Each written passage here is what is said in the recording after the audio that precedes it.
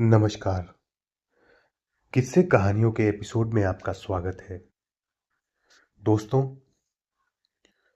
आज हम सुनेंगे अमेरिका के कुछ सच्ची भूतिया घटनाएं। तो आइए सुनते हैं पहली कहानी, स्टैनली होटल का भूत। कोलोराडो के स्टेट पार्क में स्थित स्टैनली होटल 100 वर्षों से भी अधिक समय से अस्तित्व में है और इसे पहाड़ों में एकांत की तलाश करने वाले धनी लोगों के लिए एक आलीशान विश्राम स्थल के रूप में बनाया गया था।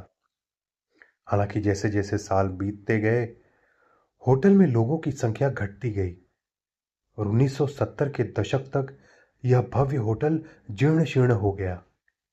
यह वही समय था जब प्रसिद्ध लेखक स्टीफन किंग ने यहां रात बिताई और उन्हें द शाइनिंग नामक पुस्तक लिखने की प्रेरणा मिली। किताब और ब्लॉकबस्टर फिल्म ने स्टैनली को उसके पुराने गौरव को वापस दिलाने में मदद की। अब मेहमान बड़ी संख्या में उस होटल को देखने आते हैं, जिसने अब तक की सबसे डरावनी हॉरर फिल्मों में से एक को प्रेरित किया। इसके इतिहास को देखते हुए यह कोई आश्चर्य की बात नहीं है कि कई आगंतुक अजीबोगरीब घटनाओं की रिपोर्ट करते हैं। भूतिया अफवाहों से अवगत टेक्सास निवासी हेनरी याओ ने अप्रैल 2016 में आखिरी समय में इसे देखने के लिए एक छुट्टी बुक की। वहां पहुंचने के बाद याओ ने खाना खाया, फिर तस्वीरें लेने के लिए स्टैनली के आसपास घूमे। सीढ़ियों पर रुककर उन्होंने लोगों के उस जगह को खाली करने का इंतजार किया, फिर बिना कुछ सोचे समझे एक तस्वीर खींच ली। हालांकि उस रात बाद में याओ गंभीर रूप से बीमार पड़ गए। उन्होंने बताया कि मुझे बहुत बीमार महसूस हुआ, मुझे कपकपी होने लगी, मुझे लगा कि कुछ गड़बड़ है। उसके साथी ने उसे आपातकालीन कक्ष में जाने का सुझाव दिया, लेकिन याओ ने मना कर दिया। घर लौटते समय याओ ने अपने द्वारा ली गई तस्वीरों को देखना शुरू किया। तभी उसे पता चला कि सीढ़ियों पर खड़े किसी व्यक्ति की तस्वीर वास्तव में बड़ी अजीब सी थी, सिवाय इसके कि वहां कोई कोई नहीं गया। अगले दिन उन्होंने इंस्टाग्राम पर फोटो पोस्ट की, जिसमें उन्होंने मजाक में कहा कि उन्होंने एक भूत को कैद कर लिया है और दुनिया ने इस पर ध्यान दिया। लगभग रातों रात याओ ने खुद को अपनी भूत वाली तस्वीरों के साथ सुर्खियों में पाया, जिसने वैश्विक मीडिया आउटलेट्स और पैरानॉर्मल विशेषज्ञों का ध्यान आकर्षित किया, जो फोटो की जांच करना चाहते थे। उन्होंने कहा, कुछ विशेषज्ञों का कहना है कि दो भूत हैं और अन्य लोगों का कहना है कि मेरे बीमार होने का कारण यह है कि भूत भौतिक रूप धारण करने के लिए कोशिश कर रहा था और मुझसे ऊर्जा छीन रहा था। इसके बारे में बहुत सारे सिद्धांत हैं, पर याओ क्या सोचते हैं वो पता नहीं। दोस्तों, अगली कहानी है एक भूतिया ट्रक स्टॉप। शादी करने के लिए एक सैन्यकर्मी और उसका सबसे अच्छा दोस्त उत्तरी कैरोलिना के कैंप लेजियून से इंडियाना के लाफायेट तक 800 मील की सड़क यात्रा पर निकल पड़े। 2014 की जनवरी की एक ठंडी रात के 1 बजे हैं और वह व्यक्ति बताता है कि मौसम खराब है और तापमान 0 से नीचे दोहरे अंक में है। जैसे ही वे दोनों इंडियाना पुलिस के करीब पहुंचते हैं, उन्हें पता चलता है कि उनके पास कार में ईंधन भरने के लिए पैसे नहीं हैं और ईंधन भी खत्म होने वाला है। वह व्यक्ति बताता है, अपने पिता के साथ ट्रकिंग उद्योग में पले बड़े होने के कारण मैं एक ट्रक स्टॉप पर रुकने का फैसला किया, लेकिन मौसम के कारण मुख्य अंतर्राज्यीय मार्ग बंद होने के कारण उन्होंने राजमार्ग से उतरकर पीछे की सड़कों पर ट्रक स्टॉप की तलाश करनी पड़ी। उन्हें एक छोटा सा ट्रक स्टॉप मिला। वहां एक ट्रक था और वो बड़ा अजीब सा था। वह एक काला ट्रक था, जिसके साथ एक काला ट्रेलर था। उस पर कोई वास्तविक चिन्ह नहीं था, कुछ भी अलग नहीं था। वे उस उम्मीद में अंदर गए कि कोई क्लर्क या वेट्रेस उन्हें इंडियाना पुलिस तक के लिए ईंधन के लिए कुछ डॉलर दे देगा, जिसके बाद वे बैंक जाएंगे, नकदी निकालेंगे और ऋण चुका देंगे। अंदर उन्हें एक साफ सुथरा भोजन कक्ष मिला, जिसमें एक वेट्रेस, रसोइया और एक अकेला ट्रक ड्राइवर मौजूद था। मैं अंदर गया, ड्राइवर से बात की और उसने हमारे लिए एक कप कॉफी खरीदी। हम वहां बैठे लगभग 30 मिनट तक इस बारे में बात करते रहे कि क्या हो रहा है, हमें क्या, कहाँ जा रहे हैं, हम क्या कर रहे हैं। और उसने हमें पेट्रोल के लिए $20 दिए। मैं बाहर गया, पेट्रोल पंप से पेट्रोल भराया, वापस अंदर आया और मैंने उससे कहा, वास्तव में मैं आपकी सराहना करता हूं, मैं वापस आऊंगा। अपना वादा निभाते हुए उस व्यक्ति ने इंडियाना पुलिस पहुंचने पर बैंक से नकदी ली और भोजनालय में वापस आ गया। जब वो वहां पहुंचा तो सुबह के 10 बज रहे थे और देखा कि यहां तो सब बंद पड़ा है। उन्होंने कहा, ऐसा लग रहा था कि इसे सालों से छोड़ दिया गया है और ट्रक भी गायब है। लेकिन हम अभी अभी तो वहां गए थे। वो किसी तरह गाड़ी रोकते हैं और पार्किंग में एक पुलिस अधिकारी को खड़ा पाते हैं। वो बताते हैं कि कुछ घंटे पहले क्या हुआ था, जिस पर पुलिस अधिकारी हंसते हुए जवाब देता है, तुम तीनों को कोई भूत मिल गया होगा। वो दोनों सैन्य सदस्यों ने बातचीत में बताया कि एक कप कॉफी पी, 3 लोगों से बातचीत की एक भोजनालय में जिसमें ईंधन पंप था, मुझे $20 का ईंधन मिला। और जब मैं वापस आया तो ये बोर्ड बंद था। जहां तक मुझे याद है, पुलिस ने कहा यह पिछले 25 सालों से बंद था। दोस्तों, अगली कहानी है लिजी बोर्डन हाउस में भूत प्रेत का वास। 4 अगस्त 1892 को एंड्रयू और उनकी पत्नी एबी बोर्डन को मैसाचुसेट्स के फॉल रिवर स्थित उनके घर में बेरहमी से हत्या करते हुए पाया गया। हालांकि 1800 के दशक के अंत में हत्या असामान्य बात नहीं थी, लेकिन यह तथ्य कि उन्हें कुल्हाड़ी से काटकर मार डाला गया था और मुख्य संदिग्ध उनकी 32 वर्षीय बेटी लिजी बॉर्डन थी, निश्चित रूप से ये असामान्य था। अपराध और उसके बाद हुए मुकदमे ने पूरी दुनिया में सुर्खियां बटोरी। लिजी को आखिरकार हत्या के आरोप से बरी कर दिया गया, लेकिन वो हमेशा के लिए इस जघन्य हत्या से जुड़ी रही। साथ ही वह घर भी जहां जहां यह अपराध किया गया था। अब एक शयन वस्त्र एवं संग्रहालय के रूप में बॉर्डन का घर इतिहास प्रेमियों और रोमांच चाहने वालों को आकर्षित करता है, जो स्वयं यह देखने के लिए आते हैं कि क्या यह अफवाह सच है कि यह भूतिया घर है।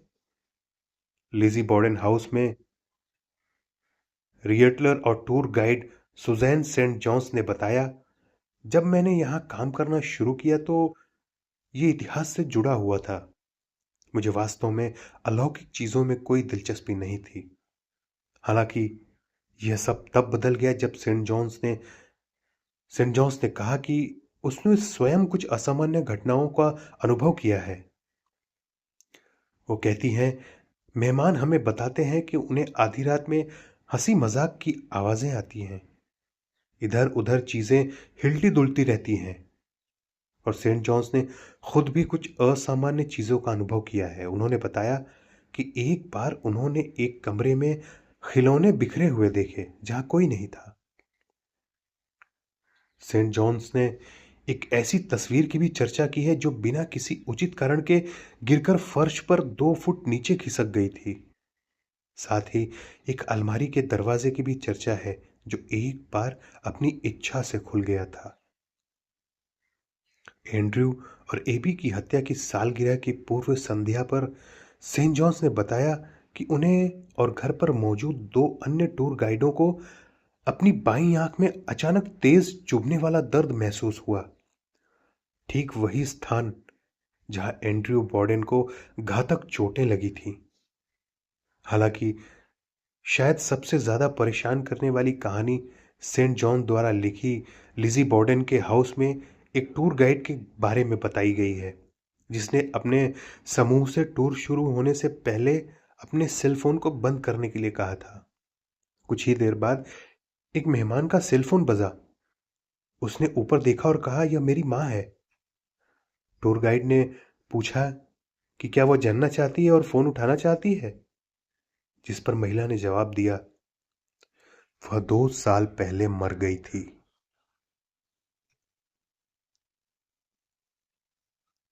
दोस्तों, अगली कहानी है कैप्टन जोसेफ वाइट का भूत। हालांकि सलेम मैसाचुसेट्स में अपने कुख्यात डायन परीक्षणों के लिए जाना जाता है, लेकिन इसके 400 साल के इतिहास में कई अन्य खौफनाक कहानियां भी हैं।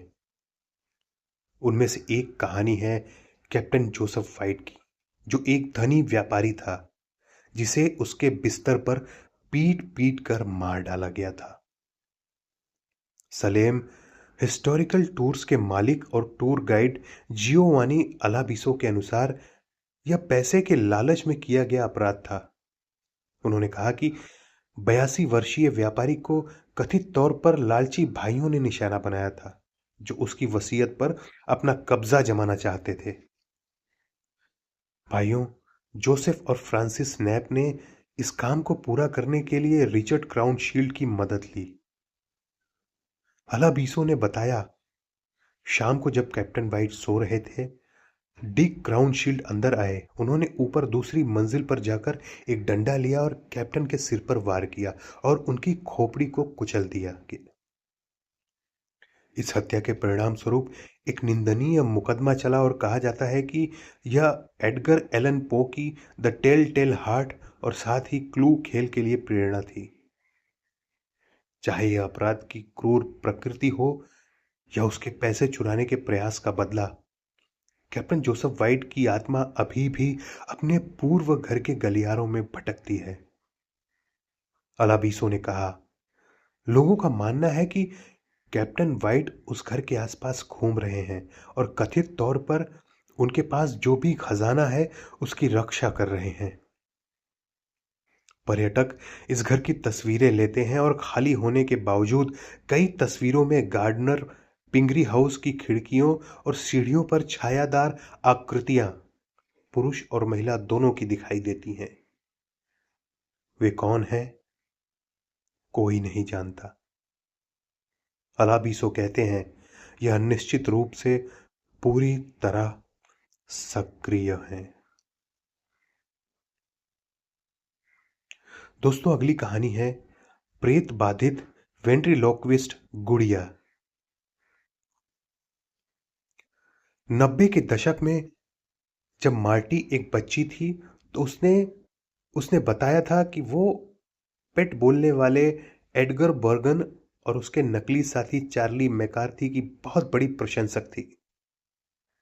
वो कहती है कि जब उसके पिता कैलिफोर्निया के सांता रोजा के बाहर स्थित एक छोटी सी जादू की दुकान में घूम रहे थे तो उनकी नजर एक वेंट्रिलोक्विस्ट गुड़िया पर पड़ी। तो उन्होंने उसके जन्मदिन पर उसे खरीदने का फैसला किया। मार्टी ने बताया कि बिक्री के समय कैशियर ने उसके पिता को अजीब अनुभूति दी और कहा, आप जानते हैं, जब आप गुड़िया के अंदर अपना हाथ डालेंगे तो वो जीवित हो जाएगी। इस टिप्पणी पर हंसते हुए वह डमी को अपनी बेटी के लिए ले आए घर। मार्टी के अनुसार जब उसके पिता ने उसे गुड़िया दी तो वो बहुत खुश हुई। उसने कहा, जब मुझे वह गुड़िया मिली तो मैं बहुत खुश थी, मैं उसकी दीवानी हो गई थी। लेकिन जल्द ही अजीबो गरीब चीजें होने लगी। हालांकि यह असंभव था क्योंकि गुड़िया का सिर कठोर प्लास्टिक से बना था, लेकिन वो कहती हैं कि गुड़िया का हाव भाव बदल गया, जिसमें उसकी मुस्कान भी शामिल थी। इस बात से चिंतित कि कहीं उसकी प्यारी गुड़िया को कुछ हो न जाए, मार्टी का परिवार उसे ज्यादातर रातों में अलमारी में बंद कर कर रखता था। एक रात वह और उसका परिवार अपने लिविंग रूम में कदमों की टप टप आवाज से जाग गए। यह सोचकर कि यह कुत्ता या परिवार का कोई और सदस्य है, वे देखने गए। वहां कोई नहीं था सिवाय गुड़िया के, जो सोफे पर बैठी थी। मार्टी ने कहा, हमें विशेष रूप से याद है कि हम हमेशा उसे दूर रखते थे, क्योंकि मुझे वह गुड़िया इतनी पसंद थी कि मैं उसका ख्याल रखना चाहती थी। अन्य अजीबोगरीब घटनाएं होने लगी। जब मार्टी और उसके पिता घर से बाहर थे, तो उसके चाचा घर में अकेले थे। चाचा कहते हैं कि उन्होंने मार्टी के पिता को लिविंग रूम से उनका नाम पुकारते हुए सुना, हालांकि वे घर पर नहीं थे। जब वह देखने गया तो उसने देखा कि गुड़िया फिर से सोफे पर बैठी हुई थी और कोई नहीं। मार्टी कहते हैं कि हमारा पूरा परिवार गुड़िया से बहुत डरता था। लोग अपना नाम पुकारे जाने की आवाज सुनते और हमें रात में चलने की आवाज सुनाई देती थी। इसलिए हमने तय किया कि हमें इसे खत्म कर देना चाहिए। मैक्सिकन और धार्मिक होने के नाते मार्टी का कहना है कि उसके माता पिता गुड़िया को जला देना चाहते थे, क्योंकि हो सकता है उसमें शैतानी तत्व हो। उन्होंने इसे ग्रिल पर रख दिया और मार्टी के अनुसार यह नहीं जली। गुड़िया बिल्कुल भी नहीं जली। उन्होंने चाकू से उसे काटने की कोशिश की, लेकिन वे असफल रहे। अंत में उन्होंने कूड़ेदान में उसे फेंक दिया। कचरा इकट्ठा होने के बाद मार्टी के पिता कूड़ेदान को वापस लेने आए तो उन्होंने देखा कि इसमें गुड़िया थी। डमी से छुटकारा पाने के लिए उन्होंने घर के पिछवाड़े में एक गड्ढा खोदा और फिर उसे सीमेंट से भर दिया। मार्टी और उसका परिवार बहुत पहले ही वहां से चले गए हैं, लेकिन वो कहती हैं कि वे अब भी उस गुड़िया के बारे में सोचते हैं और इस संभावना के बारे में कि अंततः वह हम में से किसी को मिल जाएगी। दोस्तों, अगली कहानी है काल्पनिक मित्र। ओक्लाहोमा की जैकलीन कहती हैं कि हालांकि पिछले कुछ वर्षों से उनकी यादें धुंधली हो गई हैं, लेकिन उन्हें याद है कि बचपन में उनका एक काल्पनिक दोस्त था। उसके दादा दादी, ग्रैनी जूनी और पा हैंक एक छोटे से घर में रहते थे, जिसके पीछे एक शांत पिछवाड़ा था। जैकलीन को याद है कि बचपन में वह उनसे मिलने जाती थी। जैकलीन ने हमें बताया, कहा कि मेरे पा हैंक की बहुत अच्छी यादें हैं। वो मेरे साथ पेड़ के नीचे बैठते और मुझे कहानियां सुनाते। वो कहती हैं कि कहानियां अक्सर उनके जीवन और शराबबंदी की यादों के बारे में होती थी। वह वास्तव में एक बहुत ही दिलचस्प किरदार था। उसके दादा की मृत्यु 1981 में हो गई थी और जैकलीन का जन्म 1982 में हुआ था। मुझे नहीं लगता कि मुझे कभी एहसास हुआ कि मैं भूत से कहानियां सुन रही हूं, वो कहती हैं। और आगे कहती हैं कि उनके परिवार के बाकी लोग घर में उनकी मौजूदगी के बारे में जानते थे। मेरी दादी जूनी उनकी मृत्यु की सालगिरह पर कभी घर में नहीं रही। वो कहती हैं उनकी मृत्यु घर में ही हुई थी।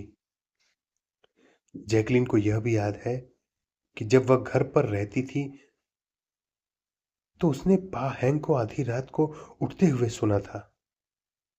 मुझे कभी नहीं लगा कि ये किसी अस्तित्व की यादें थी।